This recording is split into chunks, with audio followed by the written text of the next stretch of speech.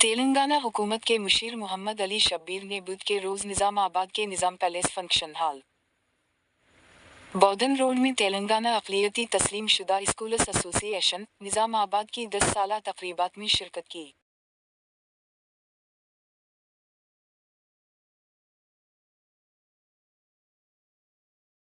School association Nizamabad का शुक्रगुजार और ममनून हूँ।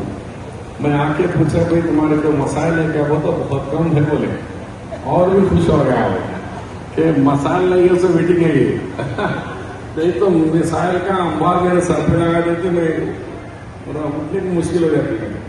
लेकिन अल्हम्दुलिल्लाह आप लोग मसाइल कम और बड़ी तादाद में यहाँ पर आए। मैं आपसे खुल के कुछ चीजें बात करना चाह रहा हूँ।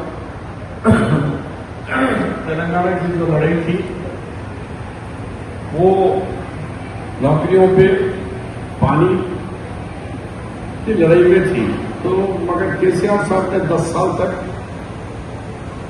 हमको, चाहे वो डीएससी हो, चाहे उर्दू हो या कोई गवर्नमेंट के जॉब्स के अंदर, हमको 10 साल में 50,000 जॉब्स भी नहीं मिले।